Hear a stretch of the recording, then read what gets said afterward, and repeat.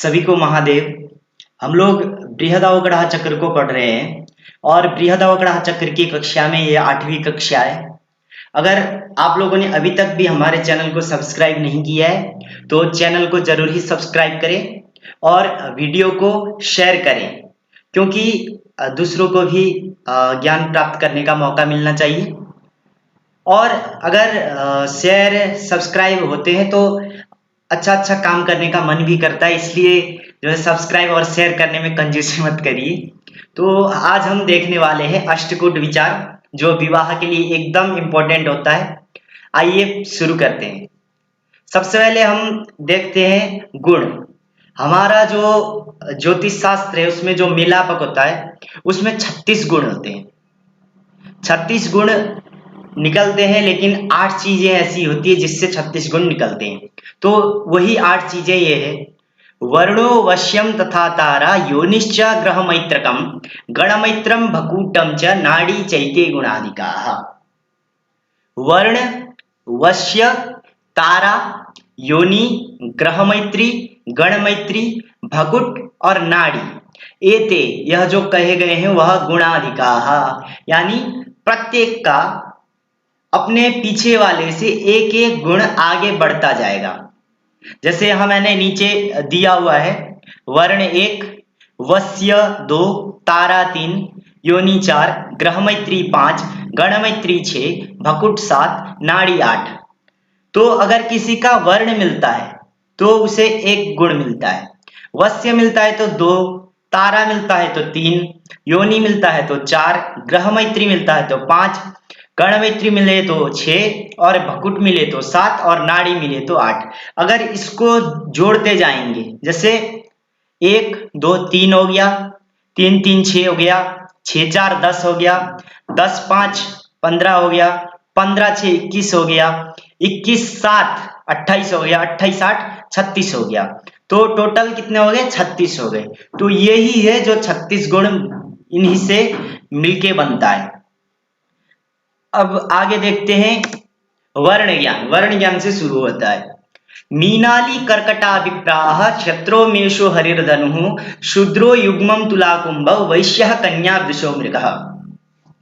विप्राः मीनाली कर्कटाः, क्षत्रः मेष हरिर्धनुः, शूद्र युग्मं तुलाकुंभः वैश्यः कन्या वृषो मृगः। विप्र यानी ब्राह्मण, विप्राह यानी ब्राह्मण संज्ञक जो राशियां है वह क्या है? मीन राशि, अली यानी वृश्चिक राशि, कर्क राशि, ये ब्राह्मण संज्ञक वर्ण वाली राशियां हैं। क्षत्रिय संज्ञक राशियां है मेष, हरि यानी सिंह और धनु, ये क्षत्रिय संज्ञक राशियां हैं। और मिथुन युग्म यानी होता है मिथुन, मिथुन, तुला और कुंभ, ये शूद्र संज्ञक राशियां हैं।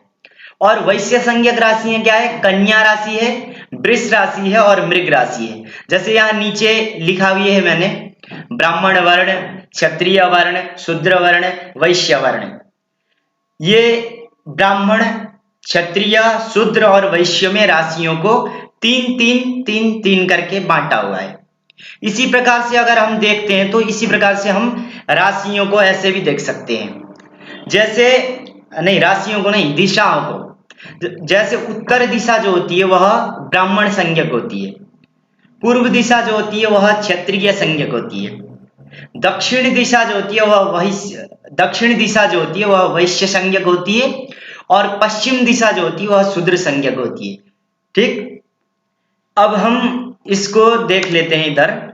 जैसे यहां पर आप लोग देख रहे हैं विप्र है, विप्र का विप्र से 1, क्षत्रिय का विप्र और क्षत्रिय से 1 1, वैश्य का तीनों से 1 1 शूद्र को छोड़कर, और शूद्र का चारों से 1 1।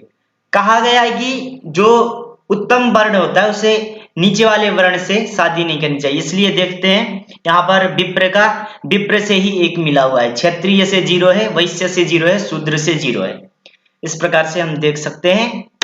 अब यहाँ पर फल आया है, तो वर्ण फल सबसे पहले नोत्तमाम उद्वहित कन्याम ब्राह्मणीं च विशेषतः म्रियते हीनवर्णश्च ब्रह्मणा रक्षितो यदि। उत्तमाम कन्याम न उद्वहित, ठीक, उत्तमाम कन्याम न उद्वहित विशेषतः ब्राह्मणीं च हीनवर्णश्च म्रियते यदि ब्रह्मणा रक्षितः।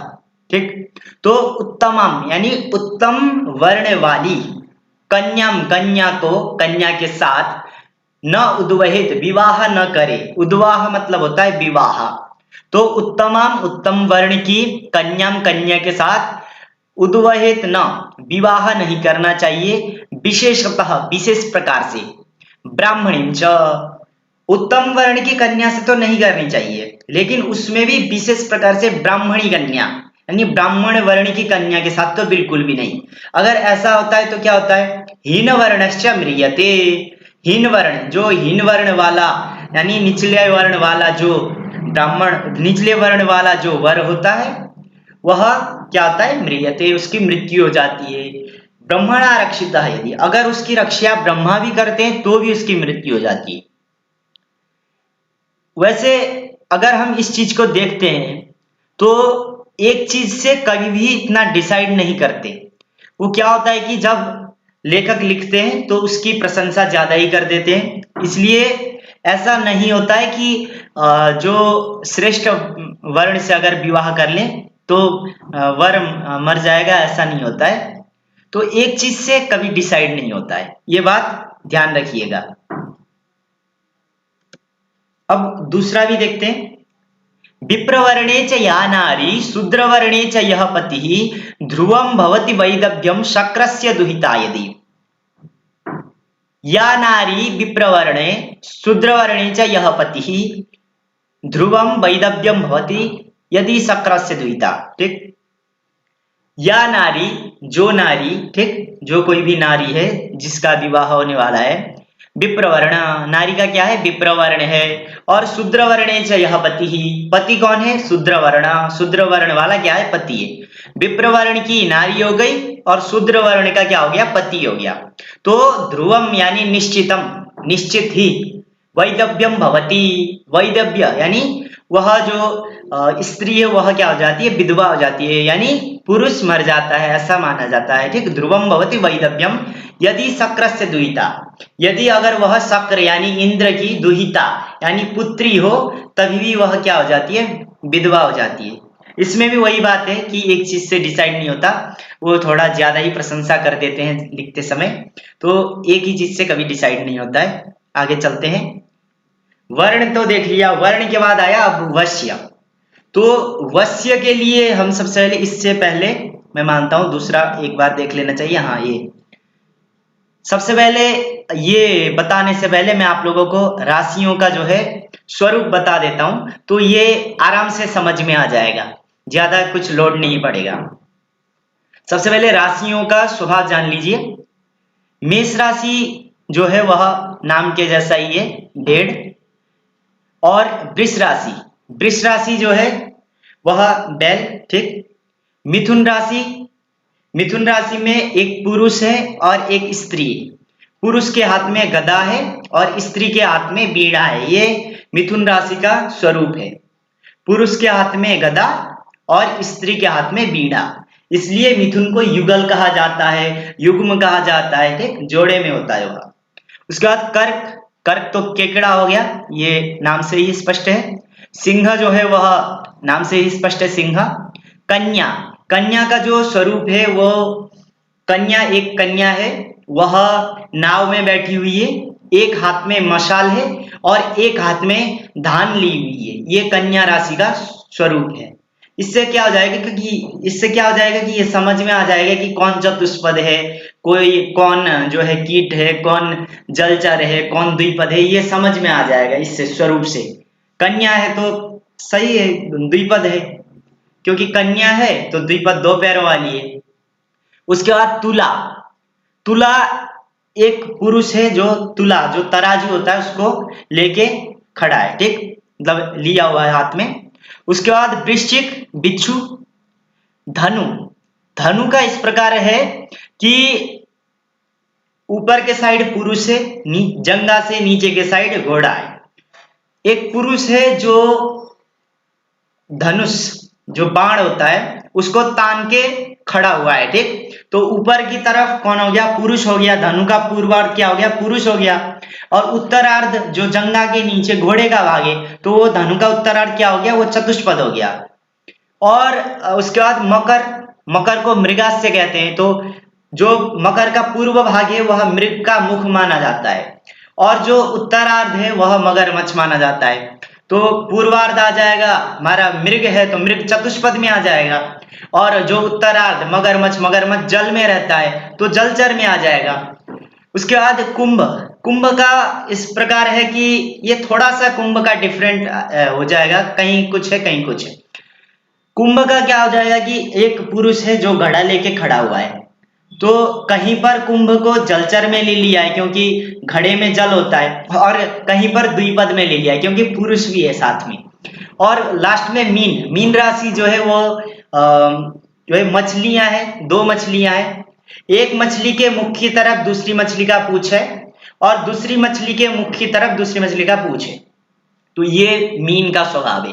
अब इतना स्वरूप जानने से समझ में आ जाएगा कि कौन द्विपद है, कौन चतुष्पद है, कौन जलचर है, कौन कीट है। तो देखते हैं अब इसको। मेष वृष धन्वी सिंह चतुष्पदा मकर पूर्व भागश्च कीटः कर्कट राशि सरीसृपो वृश्चिकः कथितः मकरस्य पश्चिमार्धं कुंभो मीनश्च जलचर ख्यातः मिथुन तुलाधर कन्या द्विपदाख्या धनुः पूर्व भागश्च। मेष, मेष राशि, वृष, वृष राशि, धन्वी, यहां पर सिर्फ धन्वी दिया गया इसलिए यहां पर नीचे धनु का पूर्व भाग है तो यहां पर हो जाएगा धनु का उत्तर भाग। मेष राशि, वृष राशि और धनु राशि का उत्तरार्ध, फिर सिंह राशि, और उसके बाद मकर पूर्व भाग, मकर का पूर्वार्ध, पूर्व भाग यानी पूर्वार्ध, मकर का पूर्वार्ध, ये क्या हो जाएंगे, चतुष्पद, चतुष्पद संज्ञक हो जाएंगे। क्योंकि भेड़ के 4 पैर होते हैं, बैल के भी 4 पैर होते हैं, और धनु का उत्तरार्ध है, धनु का उत्तरार्ध क्या होता है, घोड़ा होता है, तो घोड़ा भी 4 पैर वाला हो गया, सिंह भी 4 पैर वाला हो गया, और मकर के पूर्वार्ध में है मृग का मुख, तो मृग भी क्या हो गया, 4 पैर वाला हो गया। तो ये सब आ गए चतुष्पद में। अब कर्कट, कर्कट राशि को अन्य ग्रंथों में जलचर में भी लिया है, इसलिए क्योंकि केकड़ा जल में रहता है, और यहां पर कीट में ले लिया तो वह कीट में भी आ जाएगा। तो कीटः कर्कट राशि ही, जो कर्क राशि है वह कीट संज्ञक है, इसको दोनों में ले सकते हैं। उसके बाद सरीसृपः वृश्चिकः, वृश्चिक क्या है, वह सरीसृप यानी घिसड़ के जो चलते हैं, जैसे सर्प हो गया, बिच्छू हो गया इत्यादि, जो घिसड़ घिसड़ के चलते हैं जमीन में, तो वो हो जाएंगे सरीसृप। तो सरीसृप कौन हो गया, वृश्चिक हो गया। वृश्चिक को कीट में भी ले लिया जाता है अन्य ग्रंथों में, यहाँ पर सरीसृप विशेष करके दे दिया, वृश्चिकः कथितः ऐसा कहा गया है। और उसके बाद मकरस्य पश्चिमार्धम, मकर का पश्चिमार्ध यानी उत्तरार्ध, मकर का उत्तर भाग। तो मकर राशि का उत्तर भाग क्या था, मगरमच्छ था, तो मगरमच्छ जल में रहता है तो ये जलचर हो गया स्वतः। कुंभ एक पुरुष है जो घड़ा लेके खड़ा हुआ है, तो वह घड़े के हिसाब से, घड़े में जल है इस प्रकार से इसको जलचर में ले लिया यहाँ पर, तो कुंभ भी जलचर में आ गया। और मीन, मीन तो मछली है, एक मछली दूसरे की पूंछ की तरफ, एक मछली का मुख दूसरे के पूंछ की तरफ, दूसरे का जो मुख है वह दूसरे के पूंछ की तरफ, तो वैसे मछली तो सीधा जल में ही रहता है, तो ये भी जलचर में ही आ गया, ख्यातः कथितः। अब उसके बाद द्विपद यानी 2 पैर वाला, तो मिथुन, मिथुन में एक पुरुष है एक स्त्री है, पुरुष के हाथ में गदा है, स्त्री के हाथ में वीणा है, तो दोनों पुरुष और स्त्री दोनों द्विपद वाले हैं, 2 ही पैर है उनके, तो ये स्वतः द्विपद में आ गए। तुलाधर, तुला को धारण किया हुआ है कोई, तो तुला को कौन, पुरुष ही धारण करेगा, तो ये भी द्विपद में आ गया। कन्या, कन्या स्वतः सिद्ध है कि कन्या द्विपदी है। और उसके बाद धनु पूर्वार्ध, धनु का पूर्वार्ध, धनु के पूर्वार्ध में एक पुरुष है जो बाण खींच के खड़ा है, तो पुरुष तो द्विपद हो ही गया स्वतः, तो ये द्विपद, ये वश्य क्या हो गए, द्विपद हो गए, ठीक। उसके बाद यहाँ पर नीचे भी देख सकते हैं, मेष वृष धनु का उत्तरार्ध, सिंह मकर का पूर्वार्ध चतुष्पद, कर्कट कीट संज्ञक, वृश्चिक सरीसृप, मकर का उत्तरार्ध, कुंभ मीन जलचर, मिथुन तुला कन्या धनु का पूर्वार्ध मानव। तो आशा करता हूं आपको समझ में आ गया होगा इस प्रकार से। अब इसके बाद आगे वाला इधर वाला देख लेते हैं। वस्यकुट हित्वा मृगेन्द्रम नरराशि वस्याः सर्वे तथैषां जलजास्तु वक्ष्याः सर्वेपि सिंहस्य वशे विनालिं ज्ञेयं नराणां व्यवहारतोऽन्यत्।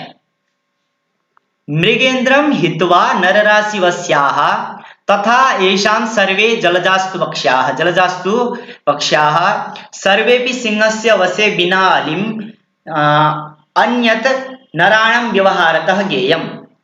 मृगेन्द्रम हित्वा, मृगेंद्र कहते हैं सिंह राशि को, ठीक। मृगेन्द्रम हित्वा सिंह राशि को छोड़कर, नर राशि वस्याः संपूर्ण जो राशियां है वह नर राशि यानी द्विपद जो राशियां है उसके वश्य है, ठीक। और तथा येषां जलजास्तु वक्ष्या सर्वे जलजास्तु येषां वक्ष्याः संपूर्ण जो जलचर राशियां है वह इसकी क्या है, नर राशियों की क्या है, वक्ष्याः वक्ष्य है। मृगेन्द्रम सिंह को हित्वा छोड़कर नर राशि वस्याः संपूर्ण जो है वह नर राशि के वश में है।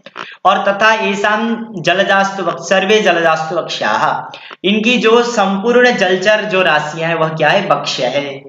और सिंहस्य सर्वेपि सिंहस्य वशे, सर्वेपि जो संपूर्ण राशियां है वह सिंहस्य वशे सिंह राशि के वश में है, लेकिन बिना अलिम, अली वृश्चिक राशि को छोड़कर, बिना यानी छोड़कर, संपूर्ण राशियां सिंह राशि के वश में है बिना अलिम वृश्चिक राशि को छोड़कर। अन्यत जो यहां पर कह दिए वो तो कह दिए, अन्यत जो अन्य है वह नराणाम यानी मनुष्यों के व्यवहारतः यानी व्यवहार से, जो हम लोक में व्यवहार करते हैं, बाहर जगत में व्यवहार करते हैं, उससे ज्ञेयम उससे क्या करना चाहिए, जानना चाहिए।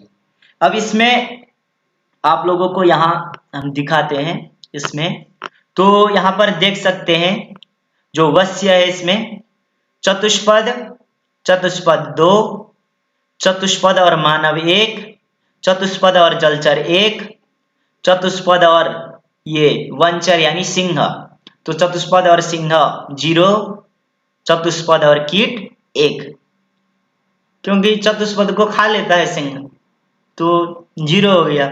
इसी प्रकार से नीचे नीचे मानव, मानव 2 हो जाएगा, मानव और चतुष्पद में 1 हो जाएगा जैसे यहाँ ऊपर हुआ है। उसके बाद मानव और जलचर में आधा हो जाएगा, ये जो लाइन है वह आधा है। और मानव और सिंह 0 हो जाएगा, मानव और कीट 1 हो जाएगा।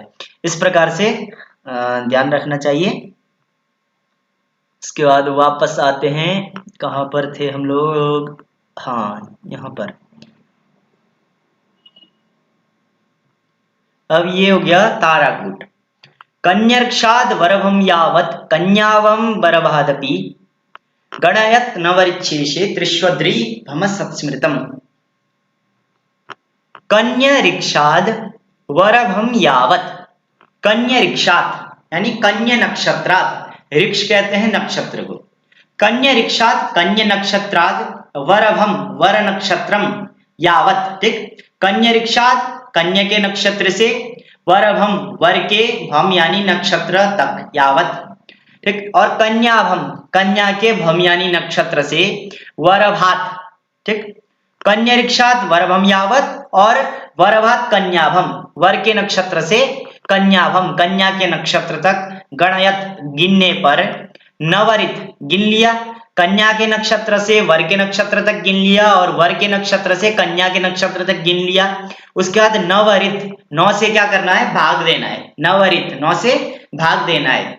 से अगर शेष में त्रि यानी 3, ईशु यानी 5 और अद्रि यानी 7, अद्रि यानी पर्वत, त्रि यानी 3, ईशु यानी बाण 5, अद्रि यानी पर्वत 7, ये अगर भम यानी नक्षत्रम, ठीक। जो शेष बचता है, जो दोनों नक्षत्रों को गिनने पर जो भाग देकर जो शेष बचता है, अगर वह 3, 5 और 7 ये बचता है तो असत स्मृतम, असत यानी खराब जानना चाहिए, असत स्मृतम खराब जानना चाहिए। ये हो गया ताराकुट। उसके बाद आगे चलते हैं योनि विचार। तारा के बाद आया योनि जो चौथा है, ठीक। तो इसको देखते हैं। अश्विन्यम्बुपयो हयोर्निगदितः स्वात्यर्कयोः कासरः सिंहो वस्त्रजपाद्वयोः समुदितो याम्यन्तयोः कुञ्जरः मेषो देवपुरोहिता नलभयोः कर्णाम्बुनोर्वानरः स्याद्वैश्वाभिजितोस्तथैव नकुलाश्चान्द्राब्जयोन्योरहिः ज्येष्ठा मैत्रभयो कुरङ्गोदितो मूलार्द्रयोः स्वातथा मार्जारोदिति सार्पयोरथमगा योन्यस्तथैवोन्दुरुः व्याघ्रो द्विशवचित्रयोरपि च गौरर्यमणमुद्न्यर्चयोः योनिः पादगयोः परस्परमः वैरम्भयोन्यस्त्यजेत्। अश्विनी अम्बुपयोः हयः निगदितः स्वाति अर्कयोः कासरः। अश्विनी, अश्विनी नक्षत्र, अम्बुप, अम्बुप यानी सतविसा नक्षत्र, ठीक। अंबु यानी जल और जल के प यानी पति, तो जल के पति है वरुण, वरुण स्वामी है सतविसा नक्षत्र के। तो अश्विनी नक्षत्र और अंबुप यानी सतविसा नक्षत्र, इन दोनों का क्या हो जाएगा? हयः निगदितः। हय यानी होता है घोड़ा, तो अश्व योनि निगदितः कथितः। अश्विनी नक्षत्र और अंबुप यानी सतविसा नक्षत्र का हयः यानी अश्व योनि होता है। उसके बाद स्वाति अर्कयोः कासरः। स्वाति नक्षत्र और अर्क यानी हस्त नक्षत्र का क्या हो जाएगा? कासरः।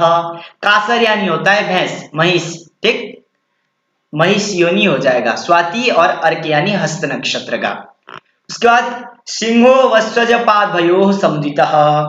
वसु यानी धनिष्ठा नक्षत्र, क्योंकि धनिष्ठा के स्वामी वसु है, और अजपाद यानी पूर्व भाद्रपद। सब यहाँ स्वामियों के ही नाम दिए गए हैं, तो कंफ्यूज होने की जरूरत नहीं है। वसु यानी धनिष्ठा, अजपाद यानी पूर्व भाद्रपद, इनका क्या हो जाएगा? सिंह, सिंह योनि हो जाएगा। उसके बाद याम्यान्त्ययोः कुंजरः। याम्य यानी भरणी नक्षत्र और अंत्य यानी रेवती नक्षत्र। भरणी नक्षत्र और रेवती नक्षत्र का क्या हो जाएगा? कुंजरः। कुंजर यानी हाथी, हाथी यानी गज योनि हो जाएगा। उसके बाद मेषो देव पुरोहिता नलभयोः।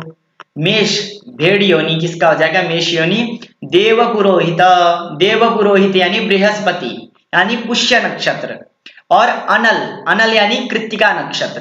तो पुष्य नक्षत्र और अनल यानी कृत्तिका नक्षत्र के क्या हो जाएगा? मेष भेड़ योनि हो जाएगा। उसके बाद कर्ण अम्बुनोर वानरः। कर्ण यानी श्रवण नक्षत्र, और अंबु, अंबु यानी जल यानी पूर्वाषाढ़ा नक्षत्र, इनका क्या हो जाएगा? वानरः, वानर योनि हो जाएगा। कर्ण यानी श्रवण नक्षत्र और अंबु यानी पूर्वाषाढ़ा नक्षत्र का क्या हो जाएगा? वानरः स्यात्, ठीक है, वानर योनि स्यात्। उसके बाद वैश्वाभिजितोस्तथैव नकुलः। वैश्व उत्तराषाढ़ा नक्षत्र और अभिजित नक्षत्र का तथैव यानी उसी प्रकार से नकुल, नकुल योनि, नेवला, ठीक, नकुल यानी नेवला, तो उत्तराषाढ़ा और अभिजित नक्षत्र का नकुल योनि हो जाएगा। चांद्राब्ज योन्योः अहिहि। चांद्र मृगशिरा नक्षत्र, मृगशिरा के स्वामी चंद्रमा है इसलिए। और अब्ज योनि, अब्ज योनि कहेंगे रोहिणी को, क्योंकि रोहिणी के स्वामी कौन है? ब्रह्मा है, और जो ब्रह्मा है वह कमल से उत्पन्न हुए थे, तो कमल से उत्पन्न हुए थे, इसलिए अब्ज योनि कौन हुए? ब्रह्मा हुए। तो चांद्र मृगशिरा, अब्ज योनि रोहिणी, इन दोनों का हो जाएगा अहि। अहि यानी होता है सर्प, तो सर्प योनि हो जाएगा। उसके बाद ज्येष्ठा नक्षत्र और मैत्र यानी अनुराधा नक्षत्र। ज्येष्ठा नक्षत्र और मैत्र यानी अनुराधा नक्षत्र का कुरंग, कुरंग यानी होता है हिरण, हिरण योनि हो जाएगा। उदितः कथितः एक ही बात है। और मूल, मूल नक्षत्र और आद्रा, मूल नक्षत्र और आद्रा नक्षत्र का क्या हो जाएगा? स्वा, स्वा यानी होता है कुत्ता, ठीक। तो मूल नक्षत्र और आद्रा नक्षत्र का स्वा, स्वान योनि हो जाएगा। उसके बाद अदिति सार्पयोः मार्जारः। अदिति यानी पुनर्वसु नक्षत्र और सार्प यानी आश्लेषा नक्षत्र। अदिति पुनर्वसु नक्षत्र, सार्प आश्लेषा नक्षत्र का क्या हो जाएगा? मार्जार। मार्जार कहते हैं बिल्ली को, तो इन दोनों की क्या हो जाएगा? मार्जार हो जाएगा। उसके बाद मगा योन्योस्तथैव उन्दुरुः। मगा नक्षत्र, और योनि यानी पूर्वा फाल्गुनी नक्षत्र। तो मघा नक्षत्र और योनि यानी पूर्वा फाल्गुनी नक्षत्र का क्या हो जाएगा? उंदुरु। उंदुरु कहते हैं चूहा को, ठीक। उसके बाद द्विष, द्विषभ और चित्रयोः, ठीक। द्विष दो इस यानी स्वामियों वाला, दो स्वामियों वाला एक ही नक्षत्र है विशाखा नक्षत्र, जिसके स्वामी जो है वह इंद्र है और अग्नि है, ठीक। इसलिए द्विष नक्षत्र यानी विशाखा नक्षत्र और चित्रा, चित्रा नक्षत्र, इन दोनों के क्या हो जाएगा? व्याघ्र। व्याघ्र कहते हैं बाघ को। बाघ और सिंह में अंतर होता है, ये बात ध्यान रखिएगा। और उसके बाद गौहु, अर्यमा, ठीक। अर्यमा यानी उत्तरा फाल्गुनी और अहिर्बुधनिया यानी पूर्वा भाद्रपद। तो इन दोनों का नहीं, अहिर्बुधनिया यानी उत्तर भाद्रपद। तो उत्तरा फाल्गुनी अर्यमा यानी उत्तरा फाल्गुनी और अहिर्बुधने यानी उत्तर भाद्रपद, इन दोनों का क्या हो जाएगा? गौ, गौ योनि हो जाएगा। उसके बाद नीचे लिखा गया है कि योनि ही पादगयोः परस्पर महावैरम वयोन्यस्त्यजेत्, ठीक। पादगयोः योनि ही परस्पर महावैरम, ठीक, वयोन्यस्त्यजेत्, ठीक। पादगयोः यानी एक ही पाद में जो योनियां कही गई है, पादगयोः योनि, एक ही पाद, ये होता है एक पाद, ये जो है वो एक पाद है यहां से यहां तक। तो एक पाद में जो योनि है, ठीक, वह परस्पर महावैरम, परस्पर एक आपस में क्या है? महावैरम, मतलब अत्यंत खतरनाक वाले शत्रु है। तो इनको त्यजे, त्यागना चाहिए, ठीक, नहीं तो गड़बड़ हो जाएगा। जैसे यहाँ पर एक पाद दिखाता हूं मैं, ये हो गया हय यानी हो गया घोड़ा, ठीक, और यहाँ पर हो गई महिष यानी भैंस। तो ये दो एक आपस में क्या हो गए? परस्पर शत्रु हो गए। उसके बाद सिंह है यहाँ पर और यहाँ पर है हाथी, तो सिंह और हाथी भी एक आपस में शत्रु हो गए। यहाँ पर है मेष और यहाँ पर है बंदर, वानर, तो ये दोनों भी एक आपस में क्या हो गए? शत्रु हो गए। उसके बाद यहाँ पर नेवला हो गया और यहाँ पर क्या हो गया? सर्प हो गया। तो नेवला और सर्प भी एक आपस में शत्रु हो गए। यहाँ पर हिरण हो गया और यहाँ पर स्वा यानी कुत्ता हो गया, ठीक, एक ये भी एक आपस में खतरनाक शत्रु हो गए। उसके बाद यहाँ बिल्ली है और यहाँ पर चूहा है, ये तो सबको पता ही है, ठीक। उसके बाद यहाँ पर व्याघ्र है और यहाँ पर गाय है, तो ये भी एक आपस में क्या हो गए? परस्पर शत्रु हो गए। तो ये जो एक आपस में शत्रु वाली योनियां है, ये इसमें 0 आ जाएगा। यहाँ पर देख सकते हैं, जैसे यहाँ पर अश्विनी सतविसा अश्वयोनि स्वाति हस्त महिष धनिष्ठा पूर्व भाद्रपद सिंह भरणी रेवती हस्त पुनर्वसु कृतिका भेड़ श्रवण पूर्वाषाढ़ा वानर उत्तरषाढ़ा और अभिजित नकुल मृगशिरा और रोहिणी सर्प ज्येष्ठा और अनुराधा हरिण मूल और आर्द्रा स्वान कुत्ता पुनर्वसु और श्लेषा बिल्ली मघा और पूर्व फाल्गुनी मूषक विशाखा और चित्रा व्याघ्र उत्तर फाल्गुनी और उत्तर भाद्रपद क्या हो गया? गौ योनि हो गया। रेवती ऊपर आ ही चुका है यहाँ पर, तो ये हो गया। उसके बाद योनि वैर कि कौन कौन सी योनियां, वैसे वहां पर जो कहा है वो यहाँ पर भी सेम चीज ही है। गोव्याघ्रम गजसिंहम अश्वमहिषम स्वैडम च बभ्रूरगम वैरम वानर मेषयोश्च सुमहत् तद्वत् बिडालोन्दुरुः लोकानां व्यवहारतुन्यदपि तज्ज्ञत्वा प्रयत्नादिदं दम्पत्योर्निर्वृत्त्योरपि सदा वर्ज्यं शुभस्यार्थिभिः।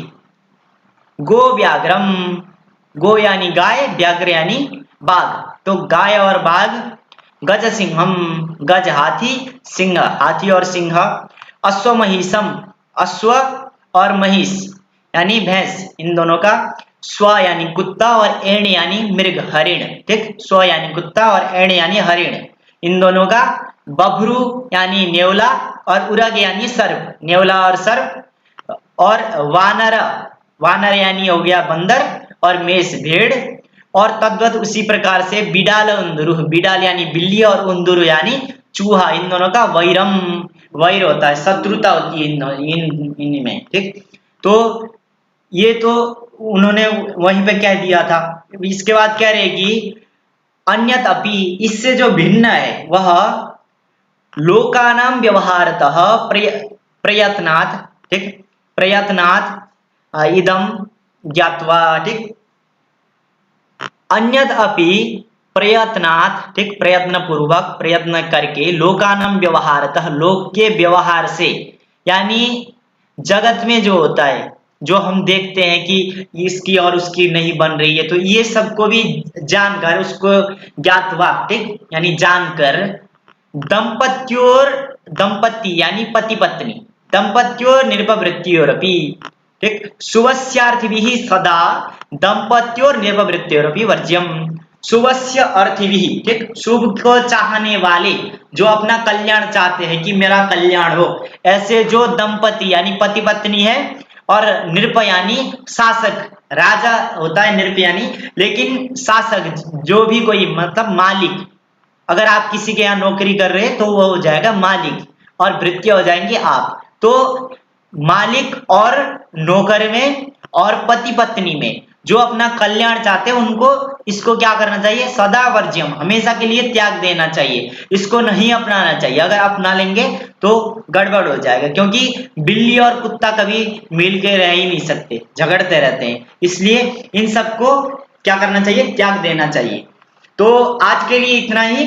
अगर आप लोगों को कक्षा अच्छी लग रही है तो सब्सक्राइब जरूर कर ले और ज्यादा से ज्यादा शेयर करें। धन्यवाद।